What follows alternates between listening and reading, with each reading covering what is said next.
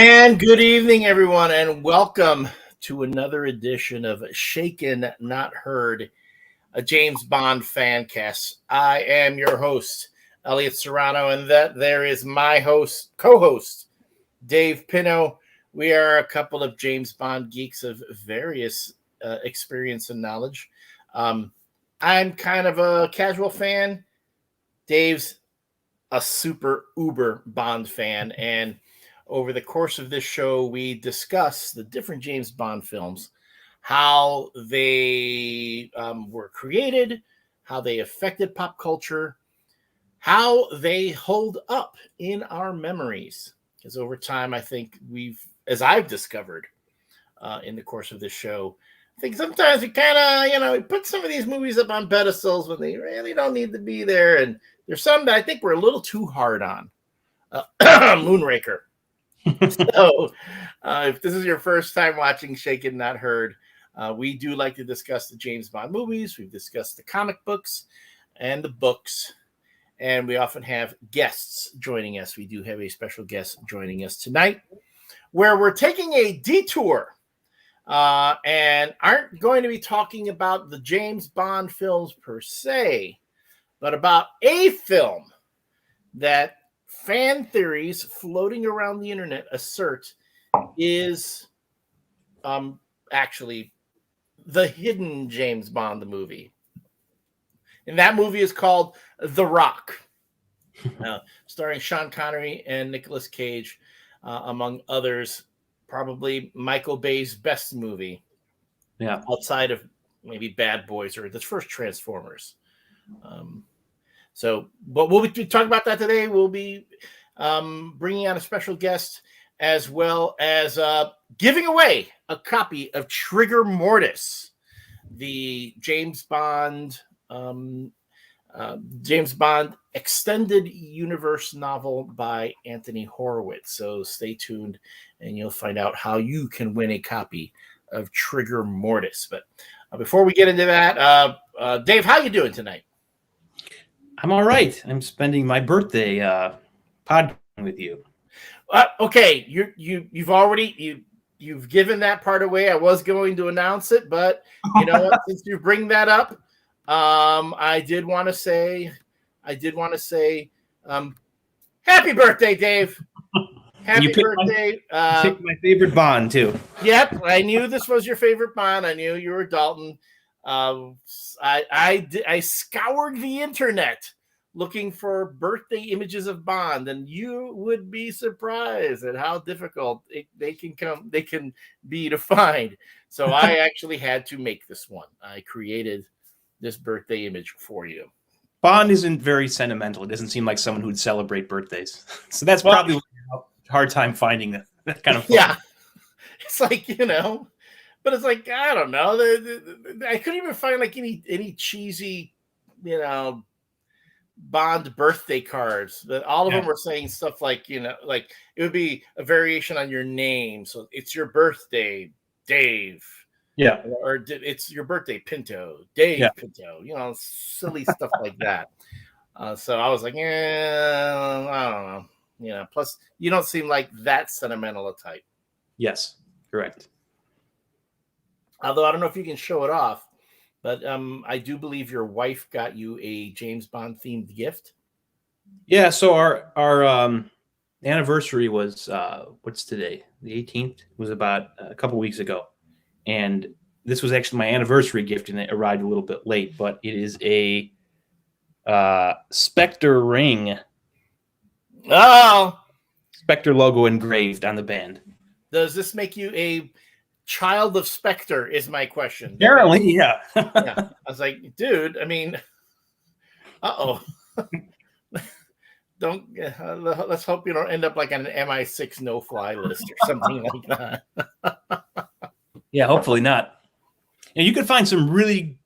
We've talked before about how like Bond tie-in merchandise is so expensive because it's like a sort of a glamour high-end brand. So any sort of apparel or anything is always like in like the hundreds of dollars. You could find some cool stuff on Etsy. Yes. If you wanna like live the Bond lifestyle on a budget, I believe this was some guy who made this on Etsy's where she ordered this from. I also have a replica of the watch from the GoldenEye 64 video game that cost like $30 or something, but an actual one would be like hundreds of, if not thousands of dollars. So, but it gets the point across. I mean, it looks just like it. Swatch even came out with a Q 007 watch. It's supposed to be Q brand, but it looks nothing like what 007 would wear. Well, they did a few years ago that are all based on different movies. Mm-hmm. So like the casing of the band of the watch, there's like a Moonraker one and I think like a Dr. No one. And they were all really cool. I couldn't if I had to pick just one to get, I wouldn't be able to decide because they're all really well. I think there might be a License to Kill one with like sharks. They were all really cool though, but kind of expensive, but not as much as like an actual Omega Seamaster watch or something like that. And I'm surprised no one's made like a super high-end smartwatch that has all the gadgets and doodads that a James Bond would have. Welcome, Lehman. Welcome, Susan. Dave. Susan says, happy birthday. Thank you. Happy birthday. So thanks to all of you who are watching and commenting. Whether you are watching us on the Facebook page or on the Twitch page, you can also find us on YouTube. I am unable to personalize that URL just yet, but so anyway. Now, so happy birthday, Dave! And before we bring in our guest, I did want to ask one thing, which is, what are you drinking tonight? So, obviously, this is not officially a James Bond movie, so I wasn't sure what drink would be appropriate for this episode. I found a website called alcohollywood.com. And they had a recipe. I love that name. It's a great name. They had a recipe for a drink that, in theory, it's supposed to, I think, mimic the little spheres of the sarin chemicals. So I was expecting it to be like a fluorescent green color. It didn't turn out that way at all. But it is 1 part champagne, 1 part gin, 2 parts limeade, 1 part watermelon juice, fresh mint leaves, and a half teaspoon of honey served on the rocks. So I don't know if like the juices from the mint were supposed to turn the beverage green. Obviously that didn't happen, but it's pretty good. It's kind of a little bit like a mojito. I think a lot of the same ingredients, except for I don't believe mojitos use champagne, but it's tasty. Maybe I probably could have used a little green liqueur. The green liqueur. Yeah, and it's not making my skin burst out into pustules, and you're not convulsing so much that you're literally convulsing your spine into cracking. Yeah. Oof. Yeah, that was harsh. Some harsh stuff. What are you drinking? I took the same tack. I knew it wasn't an official Bond film, but I drank something that I think John Patrick Mason would have drunk, which is I've got some Kraken Black Roast Coffee Rum. Nice. Stuff's pretty good. I picked this up at Binny's when I went hunting for that commemorative 007 bottles of rum, which I didn't find at Binny's. I actually had to go to a local liquor store and buy the last 2 bottles they had. And and to any of you who are asking, I took one. I gave my co-host one of the bottles. Yep. Because I wasn't going to keep it all, hog it off for myself. I wanted him to have one. It was going to be like a Christmas or a birthday gift, but I thought, you know what? Get it now. Yeah. So does Binny's, were they carrying it? They just didn't have it in stock. They were sold out.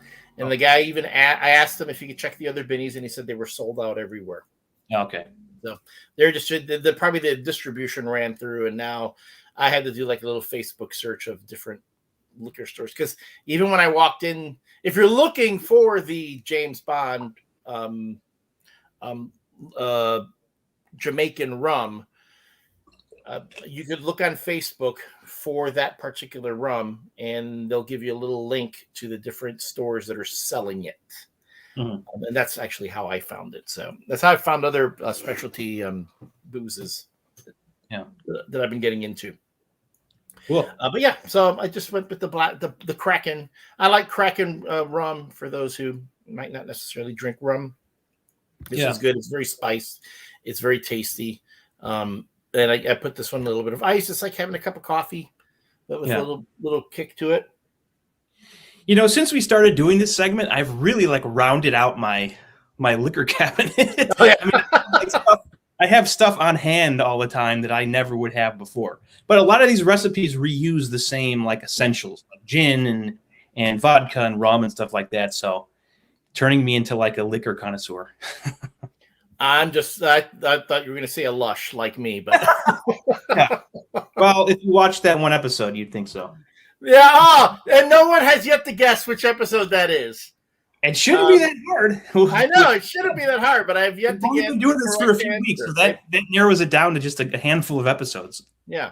So, okay, I'll kick off with that. If you would like to win a copy of Trigger Mortis by Anthony Horowitz, this is again written by an author who's works in the extended Ian Fleming literary universe. He's continuing the books, not the movies. And Anthony Horowitz is very good about using materials that Ian Fleming wrote, but didn't necessarily use in his novels or in his books. He takes that material and he expands on it. So if you would like a copy of Trigger Mortis for your Kindle or your Amazon Kindle app, all you need to do is go back. Just a few episodes. It's not that many episodes. Find the episode where my co-host here started drinking. I'll give you a hint. He was double fisting that day. He was double fisting it that day. And he got pretty happy by the end of the episode. So just send us an email to shakennotheard@gmail.com. That's shakennotheard@gmail.com. Just mention what movie were we discussing in that episode? What was the movie in question?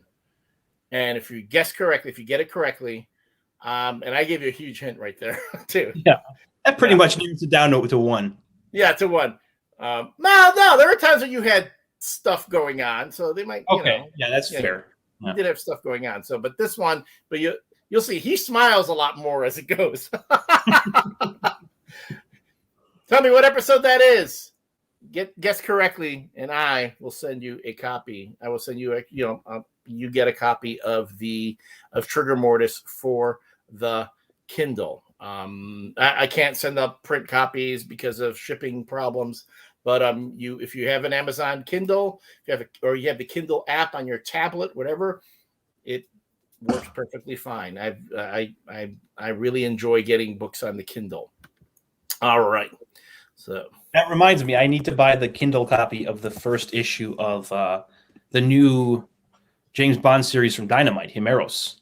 The first. Oh, yes. You can get that on Kindle. Well, actually, it's on Kindle now because they bought up Comixology. Yeah. Yep. And I'm going to be getting a James Bond comic bundle to give away in a future episode. So if you've been looking for that bundle is a great deal, by the way. You get a lot of stuff in it. A lot of great material. Stuff.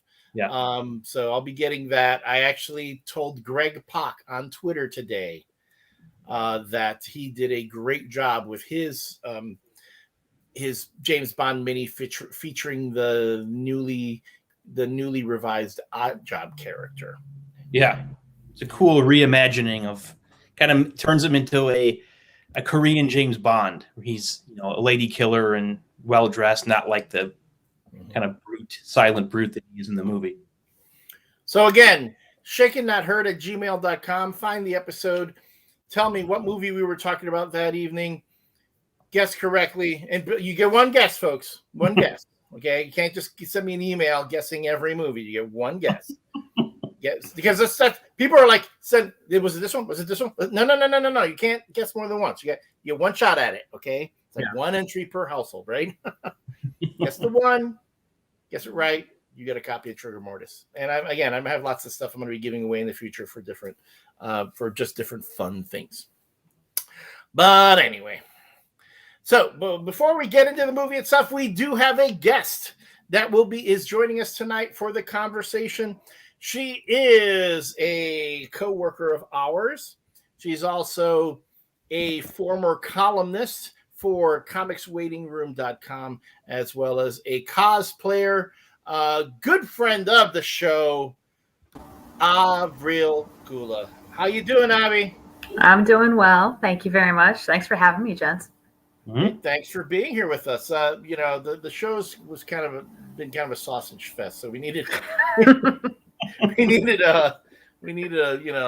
some a feminine touch, or just a female point of view from time to time, just to keep us honest and keep it balanced. Happy to provide.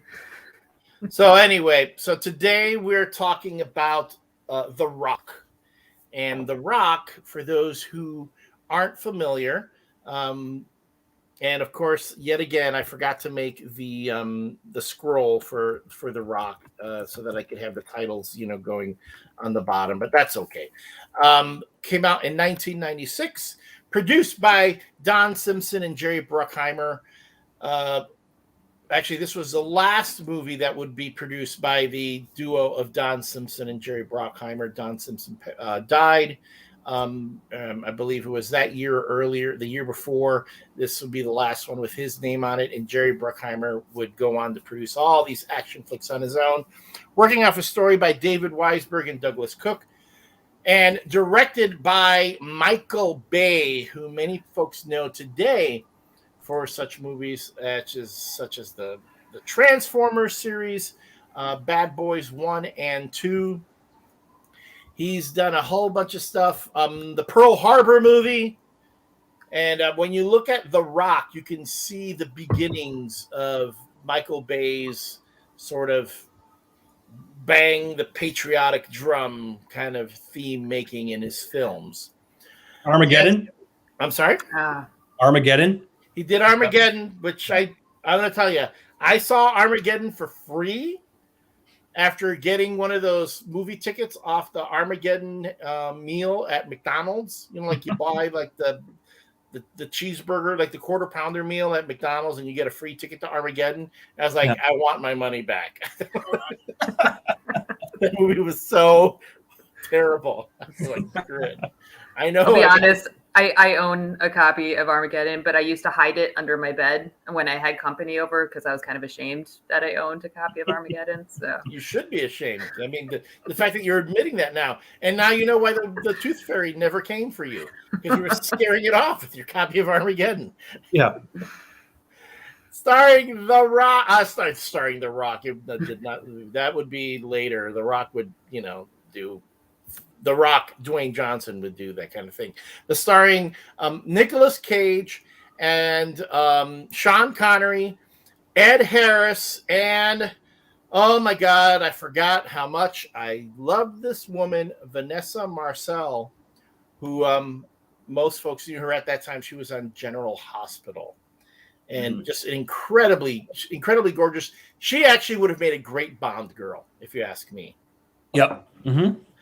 Which goes to the point of The Rock, where you watch this movie, and this is, again, there are fan theories going around. I mean, it started when the movie came out. You had Sean Connery playing essentially a former British intelligence agent who has been captured by the U.S. and imprisoned for 30 years. Now you have, and this was in 1962. And the writers were very clever, and then they wrote the backstory of this particular character to fit in nicely with the film chronology of the James Bond films. So when Sean Connery again disappears later, when he's no longer James Bond, you can think he's the one that's been captured again by the Americans and imprisoned. Fine. But this movie also has a ton of other elements that felt like a Bond movie. And we've talked about Chris Nolan, his Tenet and Inception both feel like he's doing his take on Bond. Steven Spielberg. True Lies, that's another one. Yes, James Cameron straight up is aping James Bond. He'll even admit it. He knows. You'd see that. I love that movie. I love it True That's great. True Lies works better after all the hype surrounding it has faded because so much talk was done about this one. What a lot of folks forget is that we were constantly waiting for the next Terminator sequel from James Cameron. Yeah. After Terminator 2 came out, he said, "Oh, I've got another one planned where it's the future war and all this other stuff." And we were like, "Okay, yeah, we're waiting for more Terminator." But then he kept getting sidetracked into other things. So he does True Lies, and then he does this movie called Titanic, and then Avatar. Oh. I wanted my Terminator 3 by James Cameron, and then we ended up getting Terminator Dark Fate, which was Avatar is the movie that broke all those records, and nobody remembers anything about it. Nobody remembers any of the characters' names, any famous lines. It was just this weird phenomenon where it made a ton of money, and it was hugely forgettable. And isn't he doing 4 more sequels? Yeah, he's doing Avatars 2 through 4 or 5, one after the other. So whatever. Yeah. And all anyone ever remembers about Titanic is Jack and Rose on that floating door that everyone insists Jack would fit on it as well. So there's there's many a cartoon, blueprint, showing that yes, he could definitely fit. He did not have to freeze to death. I think the Mythbusters did that too. Yeah. So I also remember the drawing scene. That was very important for me. Gee, I wonder why. Huh. Think that. Oh, you like shiny things, don't you? It was a necklace. Blue is my favorite color. Here's my thing. Kate Winslet boob. I didn't see a whole lot of boob in those days. So if a little Kate Winslet boob, it was a PG-13 movie. You never see that in PG-13 movies. Yeah, scandalous. And Kate Winslet is one of those women who's gotten so much more beautiful as she's aged. She's really cute in Titanic, but as she's gotten into her 40s and 50s, she's like a fine wine. A fine wine. Anywho, yeah, you're getting on thin ice there for a moment, Dave. I appreciate a good boob shot as much as the next chick. So there you go. And then, so this movie has a gal who could be a great Bond girl. It has, of course, Sean Connery. It has a submarine sequence, a guys in diving suits with the like Thunderball. Like Thunderball. Yeah. And of course, it even has a car chase in the very beginning. A much better use of San Francisco than View to a Kill, in my opinion. Oh yeah, because I'm telling you, when I was watching this again, I was going, "Oh yeah, that's right." Dave didn't find San Francisco all that impressive in View to a Kill, and look at how they use San Francisco in this movie. And a really impressive car chase. It's like a night and day difference. Yes. And again, I'm sorry, but I blame that on the director from View to a Kill, John Glenn. He had a workman director of photography, and he just didn't really know how to set up shots. Michael Bay was blowing it out of the water, almost literally in some cases. So, okay, going around the horn, the first thing I want to ask is, yes or no, do you think that The Rock is a James Bond movie? Avi? I gotta say no, just because that's not how I originally saw it. And I kind of get stuck, with my original impression. I saw this movie back in the day. I've seen it a couple dozen times. And I can't say for me that it's a Bond movie. It's ridiculously awful and amazing. And I love it. And I feel like it just kind of stands alone on its own. Which, by the way, you didn't ask me what I was drinking. Oh yeah. Boxed Pinot Grigio that I'm sipping out of an environmentally friendly straw. I just felt like that speaks about the movie The Rock too. It's cheap, but it gets the job done. So. Good one. Well said. Good one. Well, yes, I agree. Dave? Well, technically it can't be a Bond movie because the first thing is it was a completely different studio that distributed it. So legally they couldn't. But if you stretch your imagination a little bit And did either of you, or Elliot, did you get a chance to watch that video, like the theory that explains it? I watched part of it. Yeah. I mean, it makes a couple leaps, but the leaps aren't that big. I mean, some of the timeline actually matches up. The explanation is that he goes to Alcatraz in 1962. He's locked in Alcatraz. He's caught spying in the U.S. Bond is. Right. And then he escapes in 63. So theoretically, he could have been imprisoned in Alcatraz between the events of Dr. No and From Russia with Love. And then at some point in the early 70s, he has a daughter, and that was Claire Forlani's character who shows up in the movie. And then the whole thing is, well, why do they call him James Bond? Or why do they call him John Mason if his name was James Bond? And then they talk about the whole code name theory that the first 5 actors who played James Bond were actually different people, which I absolutely loathe that theory. I've told you that before. First, it doesn't make sense. The timeline doesn't make sense. But yes, Sean Connery through Pierce Brosnan were all playing the same guy. I know he doesn't age, and there's this weird space-time continuum that doesn't add up. But he's a Time Lord. Yeah. I mean, but they do bring up the point that Bond is used code names all the time throughout the movies. David Somerset in From Russia with Love, James Stock in A View to a Kill, and there's a bunch of other ones throughout the series. So it is conceivable that this was a name that he went to prison, an alias that he used, and he just kind of held on to that to maintain a cover. So it is a little bit of a stretch, but it's a fun, like, creative exercise to think about. And anytime there's a movie that involves Sean Connery playing a secret agent, I mean, your mind is immediately just going to jump to James Bond. So it's almost like impossible to watch the movie and not, in your mind, not go to that place, Which is why they cast Sean Connery in that role. They knew that if you're going to have this type of character, you needed to get someone who played Bond. Yeah. Again, it's so well done. I'm watching this movie, and I forgot how much I loved Sean Connery's character in this movie. He just handles it so well. I'm they're going, oh man. Yeah, this is the guy. Man, this is totally the guy. This is why so many people got into James Bond. This is why James Bond even is the cultural and pop culture icon that he is now. If you cast anybody else but Sean Connery, it doesn't work. You wouldn't have had it. He was lightning in a bottle like 5 times over. And then add to that, he is an executive producer on this film. This film famously, there's stories about the working relationship between Sean Connery, a very experienced actor now, and a very young Michael Bay, who, his background is doing music videos. And don't get me wrong, you can be a really good...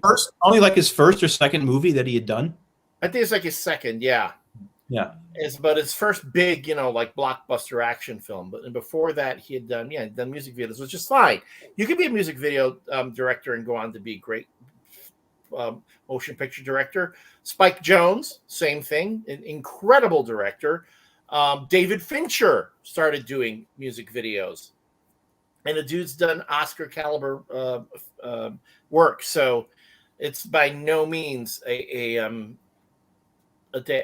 dig at these guys, but he wasn't experienced. Sean Connery was, and he was an executive producer, and he gave Michael Bay shit on the set. I could see. There are certain scenes where I'm thinking, man, I know Sean Connery is probably telling Michael Bay, "Shut up! I'm just going to do this the way I feel like it." Like the scene when he's in the interrogation room and John Spencer is right outside the one-way mirror. Yeah. And Nicolas Cage walks in and starts trying to get him to sign this thing that he's going to agree to help the FBI and help the Navy SEALs infiltrate the Rock, and the whole time, John Spencer is on the other side of that window and going, well, fuck this dude. I can't stand this dude. I kept picturing that as Michael Bay. And Sean Connery there with his he's just utter contempt. It would explain the passion behind that line, like, you piece of shit. Yeah. I mean, he really sold it. Like, oh, Mac. You piece of shit. How you should have known you were behind this. Anyway. Do I think okay, and I saw the fan theories, I read a few articles, I saw that video, and the moment you start making these leaps, I'm like, okay, fine. You're really trying to shove an octagon peg into a round hole. You know, I'm admitting it's an octagon. It's close, but not quite. But I also say it's really not a Bond movie. Why? Because of the very end, and I will explain that as we get further into our conversation. Okay, I don't want to just give it away just yet. All right. So, Avi, you watched the movie this past weekend? yes. Okay. That's last What night. were your what were your you hadn't seen it in a while. You said you had that baby put away. You said you were ashamed of owning it. No, that was a shame of owning Armageddon. I've always been very proud that I owned The Rock. Oh, that's right. My apologies. Yes, you really should be ashamed of owning Armageddon. I'm sorry. But The Rock, no shame in that. Can I tell you what I'm ashamed of? I went through my whole Blu-ray and DVD collection. I couldn't find my copy of The Rock. I'm like, the hell? I could have sworn I had a copy of it. Yeah. And someone just as you pointed out to me, it's on YouTube. Yeah. Is it? Oh, Yeah. I downloaded it because, to be honest, I owned it on VHS. So, Okay. and I actually don't have my VHS player anymore. Just clarifying that. So yeah, I totally legally downloaded it. I think most people don't have theirs, or if they do, it's like collecting dust somewhere, not an operation. Yeah. So when you're watching the film, what was your experience going through it again? Like, how did the movie hold up to your recollections of seeing it before? Well, the thing is, my memory banks are very interesting. Everything I watched before I started smoking weed in college is locked in there. I got like really, really good memory of it. Everything after that, a little fuzzy. I was gonna say that's like the reverse of what weed does to most people. It erases childhoods. No, that's what's weird about my brain. It's like I was known for quoting movies quite frequently. Way back in the day, AOL Instant Messenger, my away message every single day for all 4 years of college, and then some beyond that, was a movie quote. And people would write in and guess what movie it was from. So I always had fun with that. So basically, The Rock is almost exactly as I remember it because I saw it before the gotcha. So I've always loved this movie. And I actually was thinking, at what point is a bad movie not a bad movie? Because it checks all the boxes that it intends to. It's a great action flick. It's cheesy at times, and it's ridiculous and over the top, but it's still fun, and also it goes that extra mile to have what I think one of the most empathetic villains in a cheesy action flick. I mean, Ed Harris as General Hummel, we feel him, instantly you like this guy and part of you wants to see him succeed, especially when you find out, towards the end that he didn't mean it, it's all bluff and everything. So yeah, it holds up for me more than that. It definitely still brings the joy that it did when I first watched it. So. Dave? Yeah, I mean, any movie that has Sean Connery in it, I'm gonna pretty much lap up. So going into it, I think when I was a kid, it came out and I was maybe 8 years old. I think when I was a kid and I had recognized Sean Connery from the movie, the Bond movies, I thought he was playing James Bond.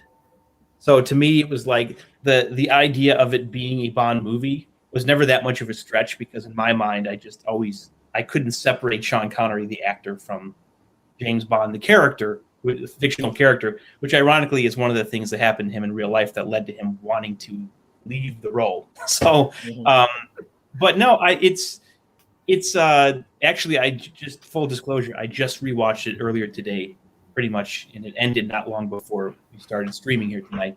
But yeah, I mean, it's what I remember it to be. It's very much a mid '90s action movie. It has a lot of those hallmarks of tons of action movies from that time. One of the things that stood out to me is Ed Harris's like henchmen, like the mercenaries that are with him. It's like a who's who of character actors. Like you've got Tony Todd, the Candyman, Raymond Cruz, who some people might know as Tuco from Breaking Bad, is there as well. John C. McKinley, who was in Scrubs, and he's been in a million other things. And it's just all these guys that you've seen show up in a million other, a million shows and movies, not necessarily as the main star, but they're just like every time they're on screen, they nail it. And they're character actors. That's what they do. So that was the thing I think probably upon rewatching that stood out to me the most was all these supporting characters that you recognize from tons of things that you had seen before. I take pleasure in gutting you, boy. Michael Biehn too. From Terminator. The Terminator movies and Aliens. David Morse, who a lot of folks you can know from St. Elsewhere. But David Morse, another great character actor. He's the guy I looked up because I knew I knew him from something else, and it was The Green Mile that I knew him from. Mm-hmm. In addition to him being in this movie, so yeah. William Forsythe, who at that point is always playing those types of characters, and John Spencer, who again plays the head of the FBI, and there's a scene where they're having the talk with he's sitting in the Situation Room with all the other generals and the president's chief of staff, and they're going over the whole, this is what the guy is and what he did, and da-da-da-da. And I was like, oh man, I will later get very accustomed to that, seeing John Spencer in the Situation Room on the West Wing, doing essentially the same thing, with the exception that the folks on the West Wing and all the military folks in the West Wing, way smarter than the military in The Rock. So one thing that drives me nuts about this movie is how thick-headed and dull they are. It's like, okay, Ed Harris, yes, makes a great. He's an incredibly sympathetic character, and he's going, I want $100 million paid to this from this account. It's a slush fund that the Pentagon uses, for this, that, and the other. And they're like, oh, well, the president's never going to approve that. President never approves any of that stuff. It's a slush fund. The Pentagon does it so the president doesn't hear about it. So the fact that they are willing to pay up the money, bam, right then, I was like, oh, bullshit. There has to be a timeline, though. It's very, very formulaic. Never denying that it isn't. I thought you were, Elliott, you're going to bring up that in that scene, that like Situation Room with all the Pentagon officials in it. Bookman from Seinfeld is in that scene. Yes. Another guy that you see show up in like a million things. Yeah. Also, The West Wing. He would be in The West Wing too. Yeah. He plays a representative or a senator, I forget, in The West Wing. It's because they always get these characters that have a certain gravitas to them. So when they speak that Aaron Sorkin, dialogue, it feels right coming out of them. So, John C. McGinley, he would have been great on The West Wing, because I loved him in Scrubs too. Yeah. And he's done so many things since then. So yeah. I remember this movie started the trend of now casting A-list actors in the lead in action movies. Because before then, action movies, it was always the Chuck Norris types. Van Damme, not Van Damme's kind of like B, C list, outside of action, but you never had your I'm sorry? Steven Seagal. Steven Seagal, yeah. You never had your real top A-list guys doing action films because it was a genre, and if you wanted to get an Oscar or whatever, you had to do the period pictures and dramas. This movie has 3 Oscar winners in it: Sean Connery, Nicolas Cage, Ed Harris. 3 Oscar winners headlining your film. You're never going to get that again. You're never going to get an action movie like that again. So many people forget that Nicolas Cage has won an Oscar. Yeah. His career after that's been so weird, especially like the last 15 years. But the guy's won an Oscar. He's dude got to eat. He's all over the map. There's a Funny or Die bit about him. Like he's on the phone with his agent, and like his agent is like pitching, like saying all of the absolute craziest, batshit crazy movies, and he's on it. He wants to do everything.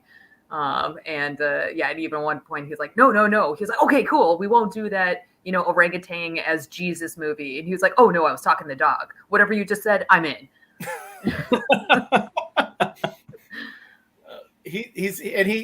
Nicolas Cage is constantly answering questions about that whenever he's like at a comic convention pushing something. He'll say it. He makes those odd, those goofy movies. So he can later on do that character stuff, because that character stuff don't pay. I mean, yeah, he wins an Oscar for Leaving Las Vegas, but that thing's not paying his rent later on.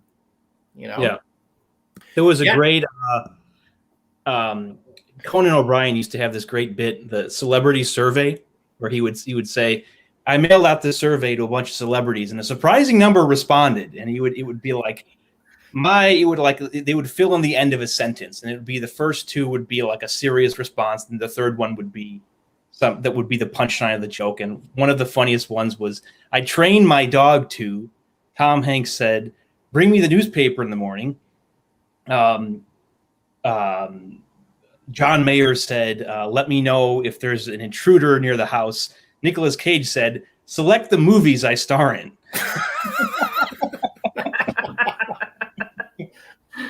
It's funny, but I mean, every once in a while, I mean, let's be honest. I mean, sometimes it's crazy. Sometimes he hits on it, because on the one hand, he's doing like The Sorcerer's Apprentice for Disney that you think would be a big hit, goes nowhere. But then he does 2 National Treasure movies, and boom, huge. So I think the last one he did this movie about being in a haunted theme park or something. It's like an evil Chuck E. Cheese or just something. Like a couple words of the premise is enough to make me laugh. It's just, right. Of course he's in that kind of movie. But he's like, I mean, again, he's an actor. You want to work. You got to work. He's actually, I read about this movie that he's in that's coming out soon, where he is trying to find the man who stole his pig. Oh, that came out earlier this year. And it was this year? Okay, I haven't watched it because I wasn't sure if it was my cup of tea, but I have heard that movie is really good. Yeah, and that's what I'm saying. Like I heard it was getting like good buzz. Like like this is the Oscar winner Nicolas Cage. In this movie. He said that's like the best thing. I mean, he delivers like a performance that reminds you why he has an Oscar win under his belt. Yeah. Mm-hmm. This is a guy who did Moonlighting, but people only remember him getting slapped by Cher in that thing. Oh, he was fantastic in that. And he was almost Superman as well. Remember that? Almost Superman. No one can forget that. in the Kevin Smith script. Yeah, would have been directed by Tim Burton. Would have been. I've seen some of the. Of course, I saw the production stuff, and I believe they're making a documentary about. That came out a while ago. The documentary? It came out a couple years ago. I don't know where you can find it. I'm trying to remember where we watched it. It might have been on Hulu or something, but it was really cool. They have like test footage of like him in the Superman suit. Okay. And concept art. And I guess they were like ready to start filming, and then everything just kind of fell apart. But he had the long hair, right? And the suit like that looked very gel-like. Like the long, shaggy, like Jesus hair. Yeah. It's easy to dismiss the idea of him as Superman, but everyone dismissed Michael Keaton as Batman. So before they saw him, so it could have worked. We'll never know.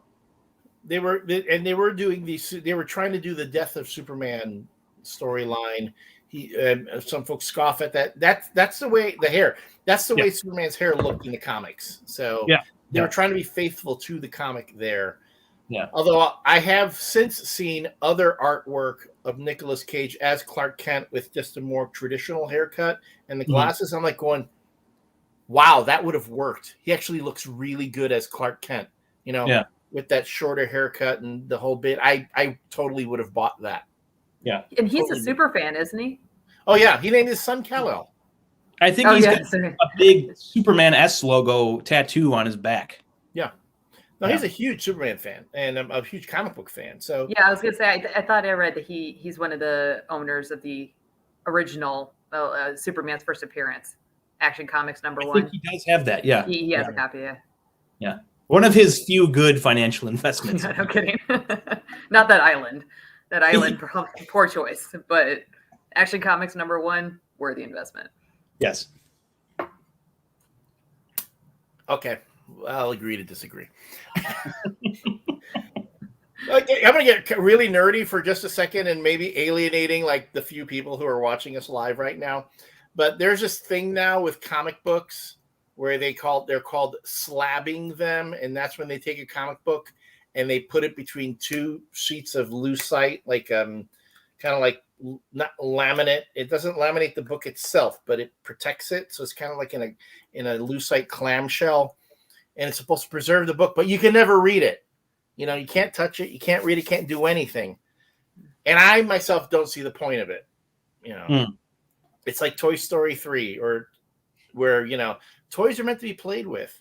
Comic books are meant to be read. That's the way they're there. And the reason certain comics are more valuable than others is because so many people did read their comics and didn't take care of them. And then they got tossed or disposed of. And when we suddenly decided we wanted to have those books again, we went scurrying around looking for those comics. And I know for a fact, not for a fact, but odds are there are more copies of that Superman sitting in someone's attic somewhere. Yeah. And they just don't know it. They don't realize it. Somebody's grandma has that those, their son's comic books from before they went off to the war. Or whatever, and they're getting discovered at flea markets and estate sales all the time. Well, speaking of nerding out, I've got one of the nitpicky things I have about The Rock is that Nicolas Cage's character declares himself a Beatlemaniac. And first and foremost, my uncle is one, and I've never heard him call himself that. Beatlemaniacs do not call themselves Beatlemaniacs. Okay. So that was one thing, but he buys a rare LP of a Beatles album. But after the whole thing, that it goes down that he almost gets melted with sarin gas and he goes home and to chill out, he's playing the guitar and he's listening to music that's not the Beatles. Okay. What the hell? That was so easy to do. Just have him listen to the LP that he just spent $600 on. Like instead, no, it was a different song. It was like they was just like, what's a band from the 60s with a popular song, and they played that instead. Like, so that's a nitpicky thing for me. It's just like, if you're gonna throw that out there and have that be a part of his character, have him listen to the goddamn album. Like, it just makes sense. Well, I can already answer you why they didn't do that. Copyright, I'm sure. It probably costs out the ass to play it. Yeah. Now you got to get the fucking rights to this song and put it on the soundtrack. And Beatles songs are really freaking expensive. Yes. Beatles songs and Elvis songs are huge. And I think this is right. I think this is right after Michael Jackson bought the entire Beatles catalog. He outbid Paul McCartney for it. Yeah, that's right.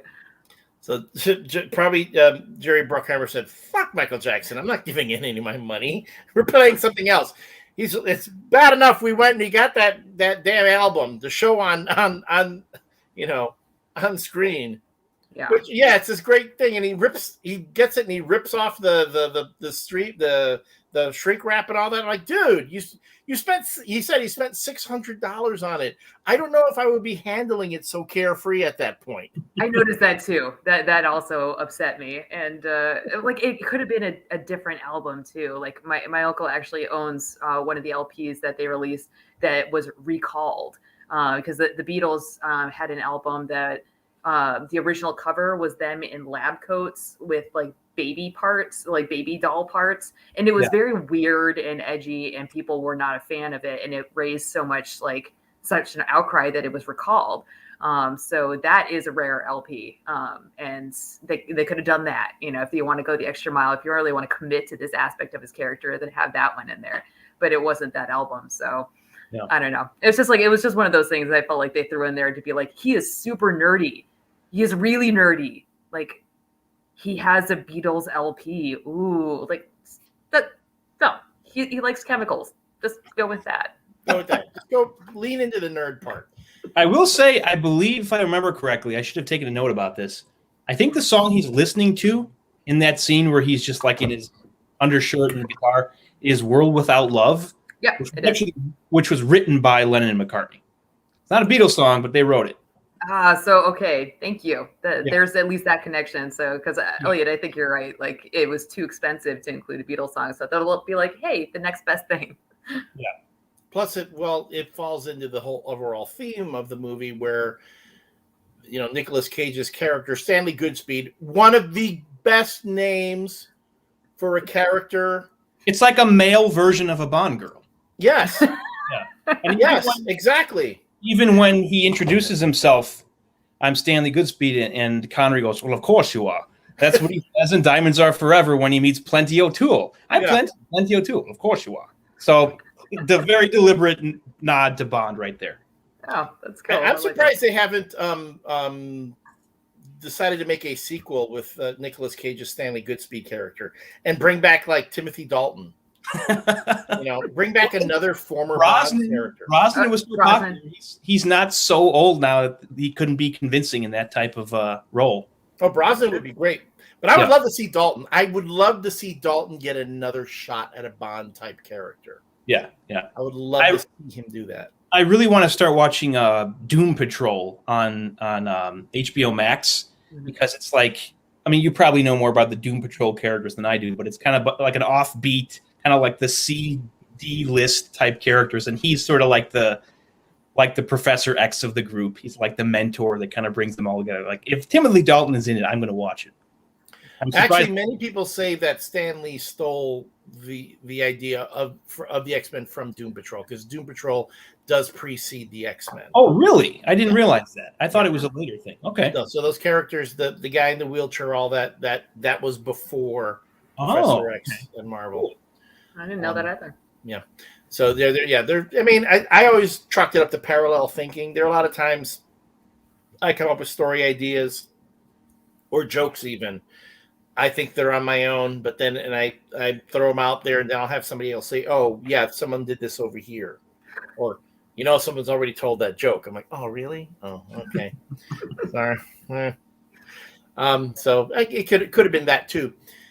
Speaking of the DC universe and Pierce Brosnan, not to digress too much, but and we will get back to The Rock. Trust me, because we have plenty more to cover on this. But Pierce Brosnan was cast as Dr. Fate in the new Black Adam movie that's coming out next year. And if you watch any of the videos on YouTube from DC Fandom was the virtual convention that DC Comics held this past weekend, where they held a whole bunch of virtual panels. They made announcements. They showed movie trailers. And the Black Adam preview was one of them. And you see Pierce Brosnan, quite gray right now, quite gray and having a bit of a beard. And he's cast as Dr. Fate, one of my favorite DC characters. I actually like Dr. Fate more than Doctor Strange, because Dr. Fate just looks really cool. This really cool mofo. And Brosnan says that this movie is probably one of the most expansive, like one of the biggest efforts he's ever seen in movie making, and he's done all the Bond films. And you know how elaborate the Bond films are. So if he's saying that the Black Adam movie, the production on that is even bigger than a Bond film, I'm intrigued. Yeah, that seemed like a little bit of a jab at Bond, like to say that, like he didn't have to go out of his way to say, yeah, this is bigger than the Bond. I played Bond for, well, he didn't exactly play him for 10 years, but I read that interview too. I was like, huh, like he's got a grudge. I didn't read it so much as a grudge. It's just the whole, I want to talk this up. This is my new job. I got to talk it up. He really is. He's probably going to do more than one. So yeah, he really is the only Bond actor who was kind of kicked to the curb, whereas the other ones all left on their own terms and told the producers that they were done. And he expected to come back for another one after Die Another Day, and then they decided to do the reboot route, and that kind of ruled him out of returning. So I think there may be a little bit of bad blood there. So there might be something to that. Or maybe he just wants to distract people from the fact that he was in Mamma Mia 2. Yeah, that could be it. But I mean, Pierce, he's my fan cast Bond. I gotta say, like, I honor Sean Connery as the OG. He was my first Bond, and he will be the #1 Bond. But Pierce Brosnan, big fan. He was one of my first celebrity crushes. Him and Harrison Ford. I actually had their pictures up on my wall. So, and he got me into Remington Steele. It was actually A&E. It was like they did it before he was Bond Marathon. And that's when I first learned about Remington Steele. And I have all those on DVD, and I'm super proud of that fact. So nice. I still have pictures of Harrison Ford up on my wall. Elliott, do you know who the only James Bond actor was who has not played a role in a DC Comics property, television or film? My guess has got to be George Lazenby. You're incorrect, actually. Ooh. George Lazenby played Jor-El in the Superboy television series. Oh, wow. Sean Connery was in League of Extraordinary Gentlemen. Yes. Oh, God, that was awful. Which is not exactly a DC property. League of Extraordinary Gentlemen was under a different banner that was owned by the same publisher. But yes, go on. A little bit of a stretch. Yeah. Brosnan or Dalton, obviously in Doom Patrol. Yeah. Brosnan is going to be playing Dr. Fate. And then Daniel Craig, this is also a little bit of a stretch. Daniel Craig was in Road to Perdition, which was a DC comic as well. It was a graphic novel, yes. Yes. Really? Yes. Huh. Yes. But that I remember that more for Tom Hanks. Yeah. He had that was before Daniel Craig became like a household name. So the answer to the question is Roger Moore. He's the only one who has not played a DC Comics property character. That's okay, because he did 2 Cannonball Run movies, and that makes up for everything. And a lot of his movies were arguably like comic book movies anyway, his Bond movies. Yeah. All right, let's get back into The Rock, because that's kind of what the topic of the evening is supposed to be. And you talk about your nitpicks, Avi. Well, and I have I another have some nitpicks too, because I as I was watching it this past weekend, I was reminded of the problems I had with the movie when I saw it the first time. First, the reluctance on the part of the military generals to pay the $100 million from an illegal slush fund that they say they need to have approval from the president from, but we all know that's not how slush funds work. Add to that the end where it looks like the Ed Harris character says, okay, the plan has failed. We need to, regroup, take our missiles with our sarin gas and take a couple hostages and get out of here to another country, and we'll figure it out later. Then you have those 2 add-on characters, the 2 soldiers that had never served under, Hummel before, but they were mercenaries and they wanted to get paid. And they're the ones who go rogue and finally They have the Mexican standoff at the end with Hummel and his captain, played by David Morse, Major Tom. I kept wanting to call him Major Ground Control to Major Tom. Major Tom. Yeah. There is so much influence of Quentin Tarantino in this movie that a lot of folks might not be aware of.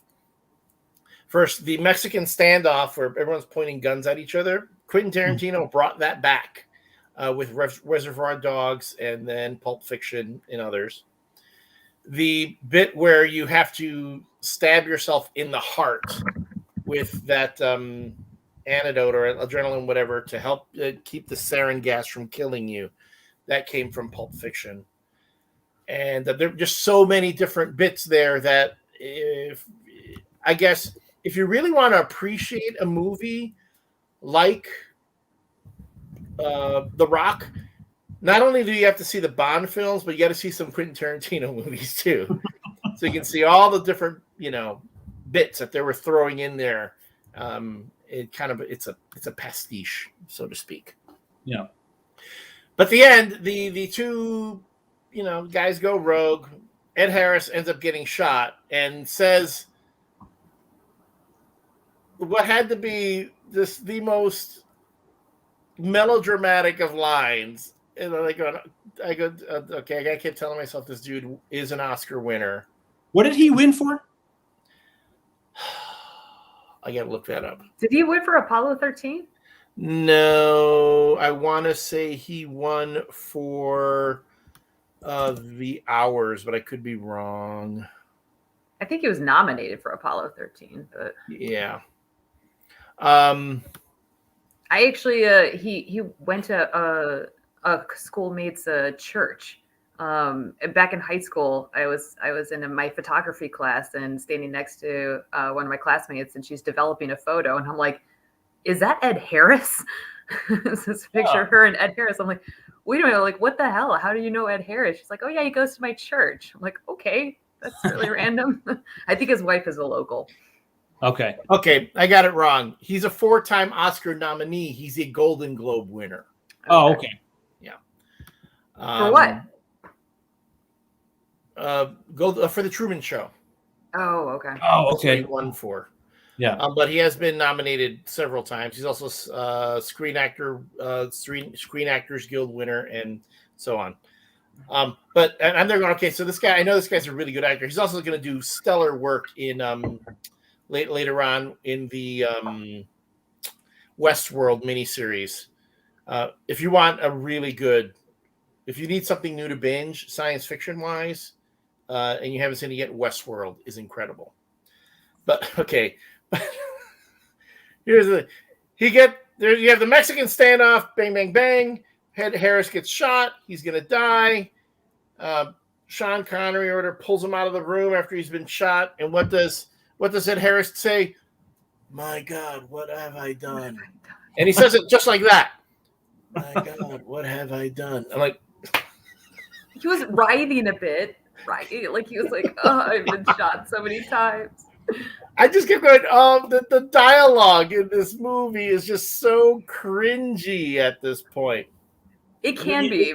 It gets glossed over by the music, which, by the way, is incredible. The Hans Zimmer score is great. Yes. Also did No Time to Die. No Time to Die.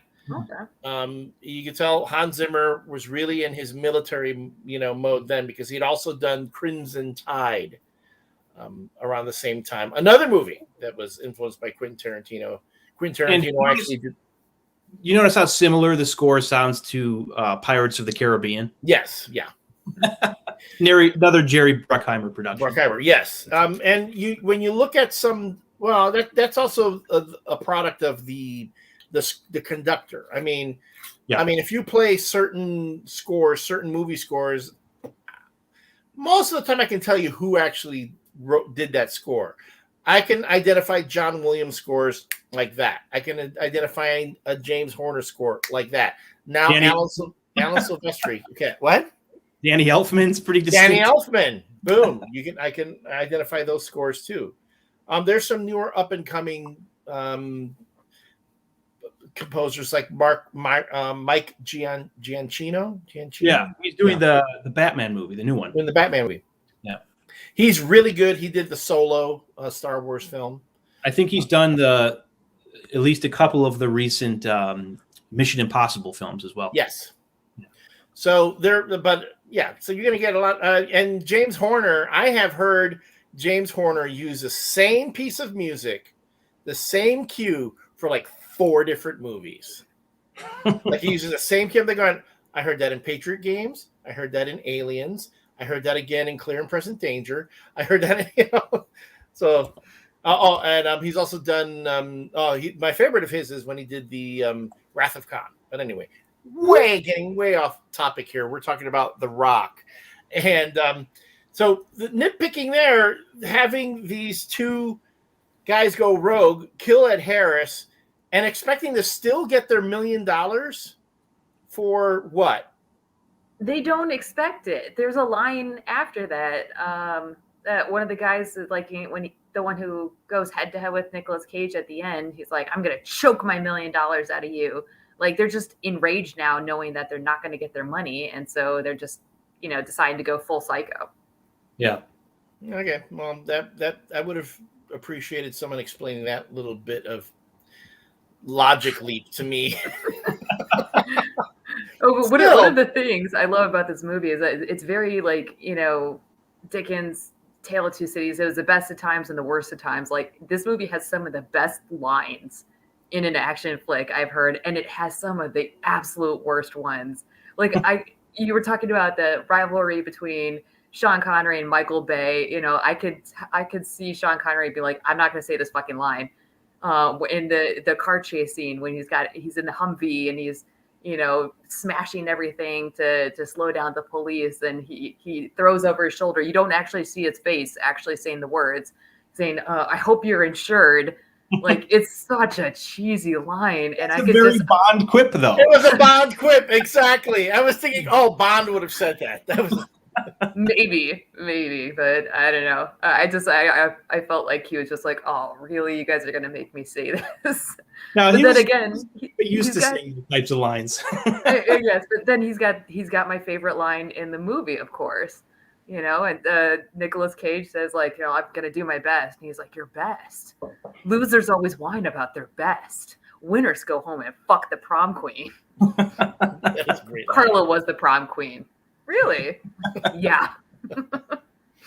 That is a great line. It's a great line. It really is. Great line. And that again, any other actor says that, I don't know if it comes out right, but Sean Connery did it. I mean, he's the fucking man. I'm telling you, the man in this movie.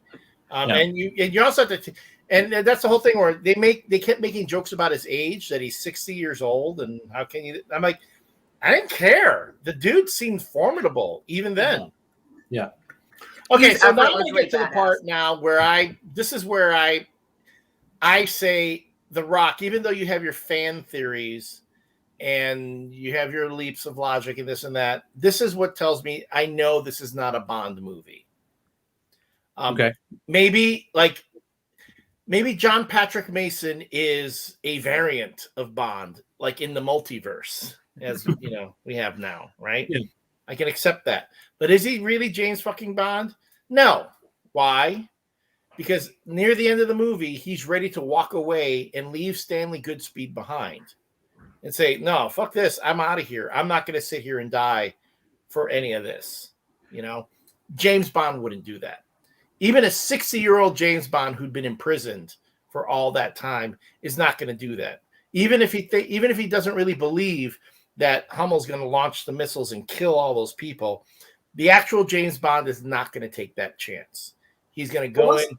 At that point, hasn't the whole scheme been foiled?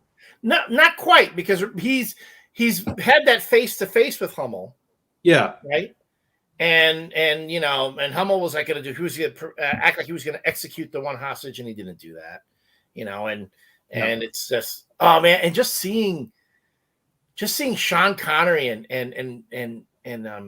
Ed Harris together doing that one scene when they're talking about patriotism and despots and all that. I'm like, oh man, that resonated so much even today when they talk. Ed Harris like the tree of liberty must be refreshed by the blood of patriots, and Sean Connery had to come back for that. And you're like, man, yeah, what a guy. So that guy is not the if he were really James Bond or James Bond under a code name or whatever, James Bond doesn't leave. James Bond doesn't go, I'm out of here out of a sense of self-preservation. Well, my whole thing is I thought that the way I viewed it was that eventually he wanted to make another attempt to rebuild his relationship with his daughter. So he had something out there, right? Even though he had spent so many years in prison, he had something to live for. Yeah, but again, and this is back to, and it's funny how this movie, I kept looking at The Rock and certain themes from The Rock, and I don't know if maybe someone who, when they were writing No Time to Die, they were thinking. I was going to say the same thing. You were thinking. You got to be careful what we say because I don't know if Avi has seen it. I have not actually. So okay. One general theme I will say, and it doesn't really spoil anything. An observation I made, Elliott, was both these movies, and we've done them back-to-back weeks. It's more than the climax because it's the majority of this movie, but involves two agents on an island trying to thwart a chemical bio warfare plot. It's like, I see a little bit of a similarity there. Yeah. And if I hadn't just seen No Time to Die, it wasn't so fresh in my head. Maybe the connection wouldn't have been so obvious. But maybe it's a weird coincidence. Maybe, but I haven't seen The Rock in like 10 years. But if you had just said that to me, I would have immediately thought of this movie. Yeah.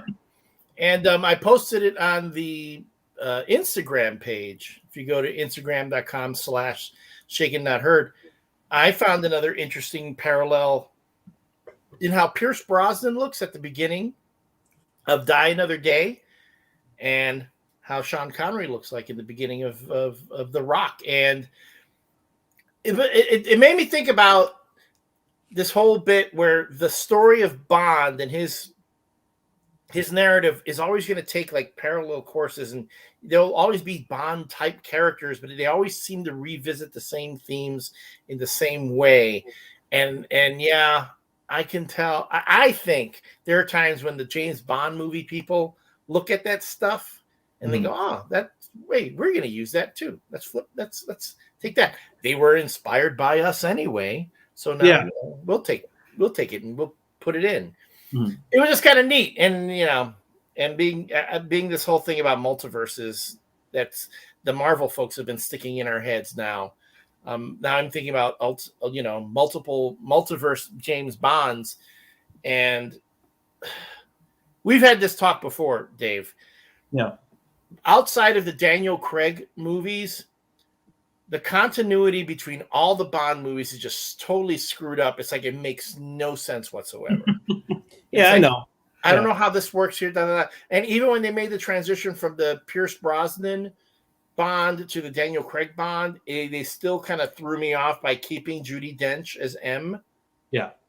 So I'm like, wait, is this a reboot or is this a continuation? It kind of threw me off. So I've kind of thrown all that out. I've stopped worrying about continuity. I've stopped, spending that RAM, up here, the limited amount of RAM I have to sort out, that stuff. I was going to go, what the fuck? Was it fun or was it not? Did it feel like Bond or did it not? And I'm just going with that. And so while The Rock really felt like Bond, to me, it really wasn't Bond. That's my verdict. Yeah. Well, you mentioned the multiverse. I honestly always thought that Mason was in this movie verse, the real life James Bond, it's obviously a ridiculous premise of this, horrible gas that for some reason they decided to contain in very delicate little green balls on a string, which again, no idea where that came from. Obviously, just to heighten the dramatic tension. But yeah, I was. Which, by the way, that ball is incredibly sturdy. If you got to put it in your pocket and get knocked through a few walls by somebody, until it comes also it falls down and rolls very nicely until it smushes against the wall, and then it just collapses on. Then it just got so that you can stick it in the mouth of the guy you're fighting. But yes, go on. Oh yeah, and it cracks like glass too, which I love. Like that whole scene is freaking fantastic.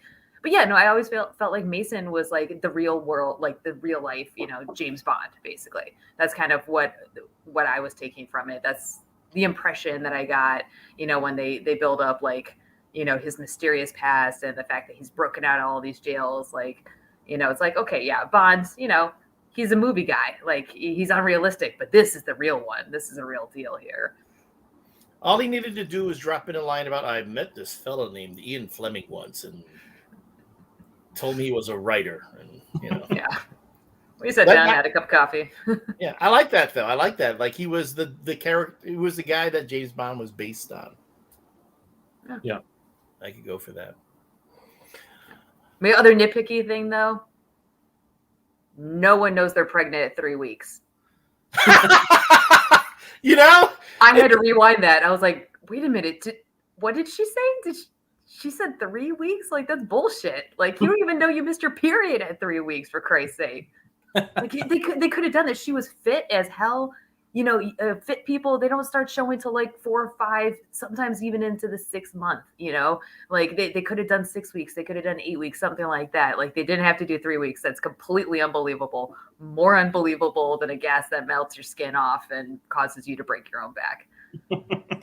I'm sorry. No, what's even more unbelievable than that is the fact that she said she was Catholic and didn't want to have a baby out of wedlock. When you're Catholic, you don't even conceive a child out of wedlock. Or if you're that diehard a Catholic, at that point, you just throw that book out, Oh, goodness. All right. Just wanted to come again. So throw up some acknowledgments for folks who are watching on the Facebook page. Vicky, thanks for being with us. Margaret, thank you for watching. Lehman says hello to Avril. Before we wrap up, before we call it a night, any final thoughts on The Rock, Dave? Yeah, I think it's one of my favorite action movies outside of Bond movies. I love the chemistry between Sean Connery and Nicolas Cage. I love seeing Connery still kicking ass and being as suave as ever.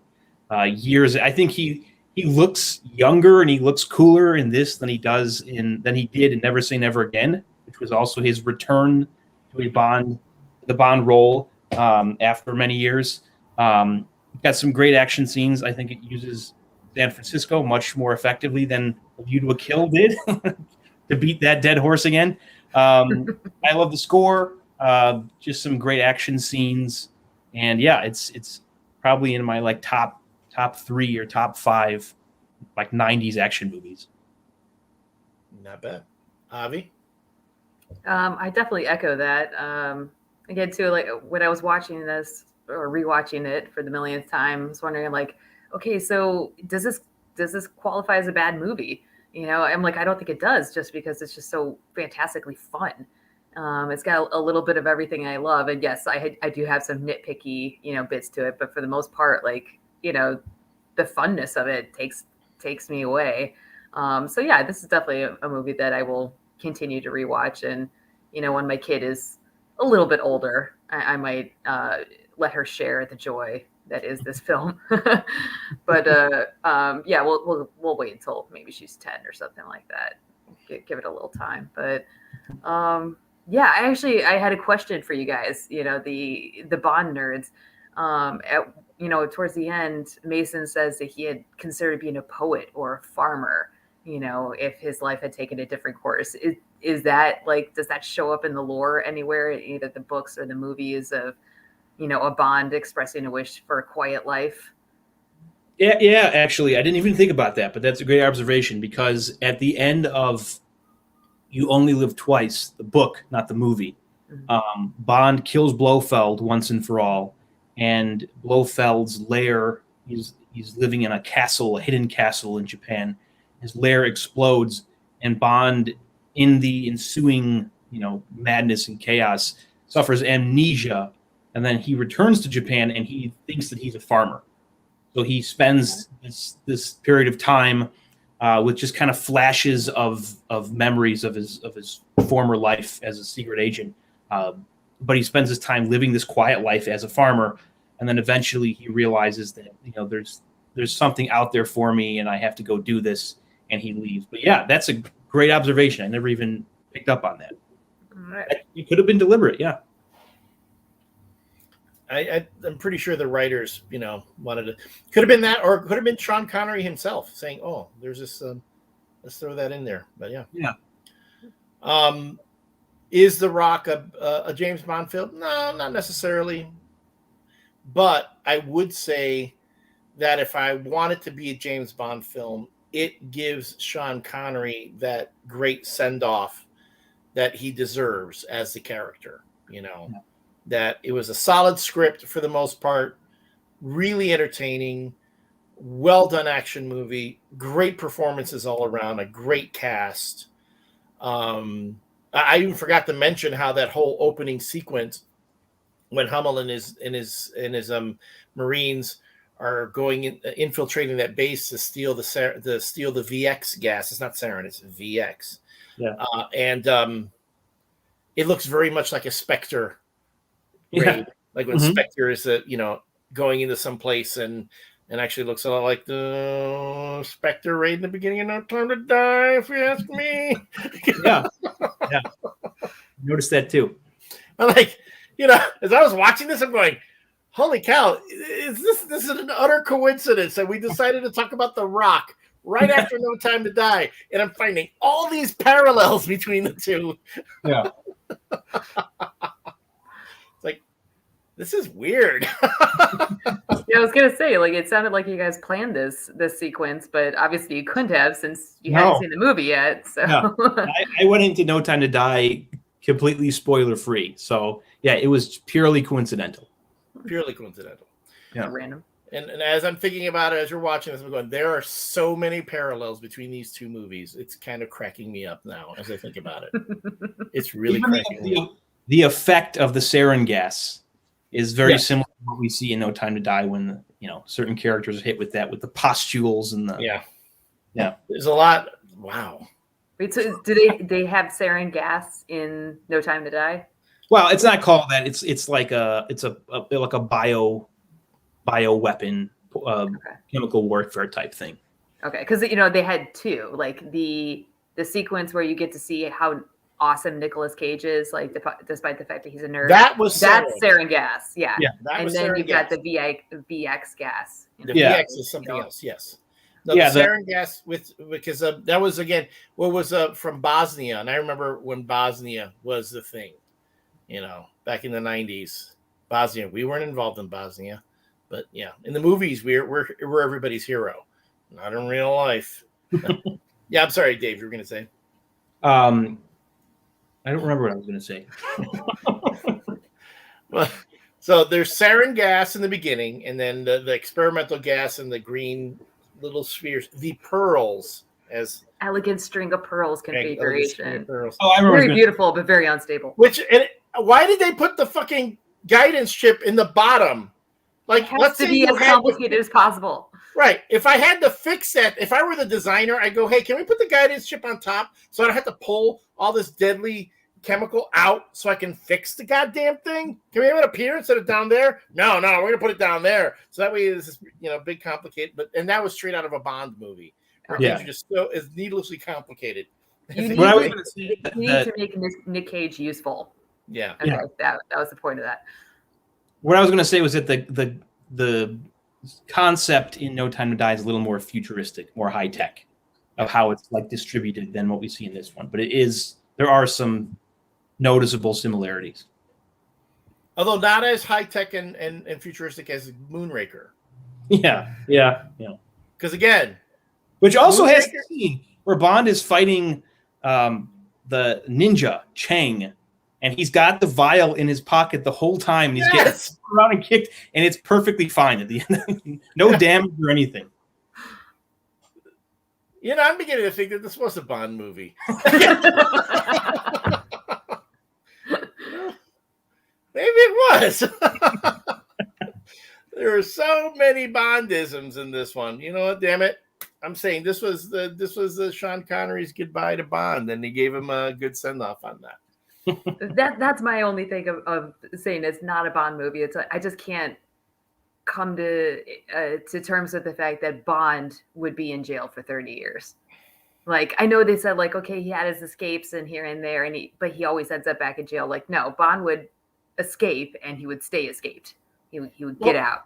Which I would have thought the same thing, but in No Time to Die, an actual Bond movie, not No Time to Die, Die Another Day. That's right. The last of the Pierce Brosnan movies. He's in jail in North Korea for 14 months, like over a year. That's true. Yeah. And he was traded for it. He didn't escape. Like they made a deal. The Scorpions. Ugh. Yeah. And though not as torturous as that Madonna theme, which still, like, oh my God. I always hate Madonna. They got Madonna like 15 years too late. Like, if they had hired her to do a Bond theme in like the late 80s or the early 90s, she would have delivered like an awesome Bond theme. But then she had gotten into like the whole dance music thing, and it was just like, it didn't feel Bond at all, you know? No. Yeah, the auto-tune thing. I didn't hate it. I didn't think it was terrible, but I agree with you. If they had gotten 90s Madonna, yeah, that would have been great. I mean, it definitely fit the movie. That much. Brad Hansen, great topic, but my vote is 100% no. Mason is not Bond. Maybe inspired by Bond at best. Cool. I get you, Brad. And I think the fact that he does come out and kept saying his name was John Mason when he sees General Hummel, and he introduces himself as John Patrick Mason, SAS. Retired, of course. Such a great. And Brand will be a guest on a few weeks from now. He'll be on Tomorrow Never Dies with them. Yeah. Okay, Brad. I'll say yeah. He's probably not, but still, for a Bond type character, it was a great send off for Sean Connery. Ooh, another nod for it not being Bond. I don't think Bond would have given away the United States secrets like that. Like, yes, he was fond of Goodspeed, but I don't think he would have just handed over the microfilm. I think he would have kept it. Or it was his last FU to the John Spencer character. That's true. Yeah, he did really hate him, but everyone hated him. He was awful. Yeah. It's funny because I remember when I first saw that movie, I really disliked the John Spencer's character, and then after like 8 years of him as Leo McGarry on The West Wing, I felt differently about seeing him again. But it was really comforting. It was like, again, it felt like comfort food seeing him. All right. Unless you guys had something else, Avi, we're going to be talking. Okay, we've taken our break. We've gotten out of the Timothy Dalton movies. We ended up seeing No Time to Die sooner than we expected, but it has dovetailed quite nicely with our talk about The Rock this week. And next week we start the Pierce Brosnan era with GoldenEye. One of my favorites, one of my all-time favorites. Give real quick, give us, because I remember seeing it. Give us some of your recollections about GoldenEye, and let's say for folks who have not seen GoldenEye at all, like folks who are watching the show and they're wondering, because I always ask folks, if you want to get someone into James Bond, what's a good first movie? You know, you say, okay, you like James Bond or you don't know James Bond. This movie's a great representation of him, and you want to make a great first impression. Would GoldenEye be the one? Absolutely. GoldenEye would be the one. First of all, again, too, with my rose-colored glasses, like, love Pierce Brosnan, but it's just like, it's such a great movie from start to finish. And, you know, it's like, it's late 90s, right? Mid-late 90s. So, like, the special effects, like, they hold up, you know? Obviously, it's not what you see today, but it's still a lot better than the 60s, 70s, 80s, and all that stuff. So it's just a great story too. Like the theme, you're talking about themes. That's my favorite Bond theme. It's GoldenEye. And just like the one-liners and the dramatic, tension between him and the other guy, not to avoid spoilers and all that. It's just like, I love it. It's great. I think it's super fun. And yeah, I don't know. It's just like, it's a perfect blend of, technology with the helicopter and, the satellite and everything like that. And again, you got Sean Bean, and he'll make any film that he's in as well. So I would definitely say that GoldenEye is an excellent gateway Bond film. I mentioned Elliott last week that I thought Sean Bean would have been a good Bond, because maybe not different than Brosnan, more of a darker, maybe a little bit closer to Dalton or Craig. Because I've said that Bond actors should also be good at playing villains, because Bond's kind of like a morally ambiguous character. But I totally buy Sean Bean as sort of like a darker version of Bond in that film. He's a great villain. Yeah, no, I could see that, but I always felt like Bond, they put Bond to be like kind of upper crusty, I guess, and I feel like Sean Bean, more of the characters that he's done is a bit more like working class, Yeah. So that would be my only thing. But yeah, it's kind of like a wet works Bond, I guess. It's like, yes, he does everything Bond does, but he doesn't go to the high stakes poker game, and doesn't bat an eye, dropping like 50 thou on a hand of poker or something like that. Like, he'd be off doing something else. I don't know, like blackjack, who knows? It did lose me, though. He loses me for a moment when he goes to James. He goes, "One does not simply walk into Mordor."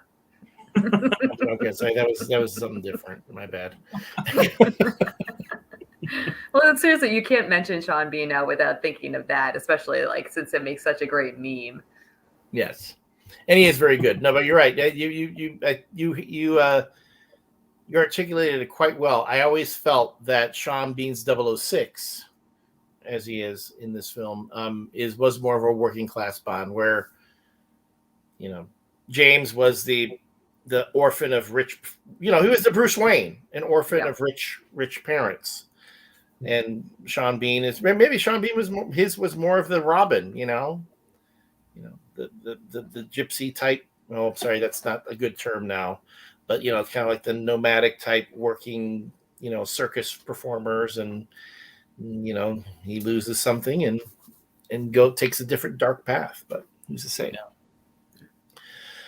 So next week we will be revisiting GoldenEye, and I do believe we do have some guests for that. John Clark of Caffeinated Comics will be joining us again, and we might have a fourth. So we're going to be back to the 4-person chat, and back on the horse, where our intent is to be finished with all the Bond films by the end of the year. We're going to have some more guests on the show. We're going to have some more folks who are in Bond fandom, as well as some local radio personalities here in Chicago who are going to be coming on to talk. And it's going to be exciting. And then looking ahead to 2022, we're going to start thinking about how are they going to not only recast but reimagine Bond. We do have a special episode exploring the connections between James Bond and Indiana Jones, and then we'll see where we go from there. If you folks have topics that you would like to suggest that we discuss here on Shaken Not Heard, as always, you can write to us at, sorry, Avi, we're blocking you off there for just a moment. You might want to pick your head up a bit so you can see it. ShakenNotHeard at gmail.com. Again, ShakenNotHeard at gmail.com. And again, find the episode where Dave got a little bit happy drinking his drink, and guess correctly. Guess which episode, what movie we were discussing in that episode, and drop me a line at shakennotheard at gmail.com. Guess correctly, I will send you a copy of Trigger Mortis by Anthony Horowitz. and great book. I gotta say, Dave, I'm very disappointed in your sobriety on your birthday. So you got to do something about that. It's not over yet. Yeah, true. Oh, yes. And for those who weren't into earlier, yes, today is Dave's birthday. We wish him a happy birthday. Dave, I was going to play you some music, but here's the problem. Every time I play any kind of music on the channel, we get muted. That happened last week. Birthday song technically copyrighted? I don't know. I think so, yes. And you have to pay money every time you sing that goddamn song. Or play a Beatles song. Or a Beatles song, right. It's funny, if you watch last week's episode where we talk about No Time to Die, if you watch the episode on the Facebook page, if you watch it on our Facebook page, you can hear the song in the beginning and then the entire conversation that took place afterwards. I played the Billie Eilish No Time to Die theme, just the music video in the very beginning, just to set up the conversation. I got a challenge notice from Facebook saying that I couldn't play it because it was copyrighted and so on and so forth. And I was like, God bless it. So I wrote back to Facebook saying, hey, look, it's not like I altered the video. It's not like I credited the source and all that. Anyone can see it was the actual video and everything's there. Would you believe MGM dropped the challenge and let us keep the music on the video? I actually got the notice from Facebook for that. Nice. The problem is if you go to our Twitch channel, you can't hear the video on the Twitch channel. You cannot hear the song on the Twitch channel. So if you want to hear the song, you got to go and watch last week's episode on the Facebook page. Anyway, you saw how he did all that switching with the banners? Clever, huh? Clever. Yeah. Was good.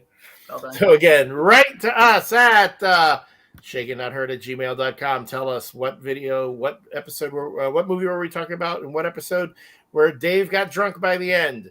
Get a copy of Trigger Mortis. Have an idea for a future episode about Bond. Drop us your ideas. What do you think about the Rock? Is it a Bond movie in your mind or not? Feel free to share your fan theories and your everything you want to share with us. We're here to listen. This is a fun conversation among Bond fans. So join us next week for GoldenEye. Avi, is there anywhere we can follow you? Any sorts of social medias? Anything you're going on that we can find? Yeah, I mostly just post about my kid. So if you like cute kids, there you go. Hashtag right. Legend of Z. Legend of Z. There you go. Well, Avril Kula. And Dave, where can people follow you on social media? I am on Instagram at Pinto_Noir. I am also on Twitter and Instagram at Elliott Serrano with 2 L's, 2 T's, and 2 R's. But you certainly want to follow us on the Facebook page. Follow Shaken Not Heard on the Facebook, Twitch channel. Find us on YouTube as well as on Instagram. And until next time, this has been Shaken Not Heard, a James Bond fan cast that was for your ears only. See you next week, folks.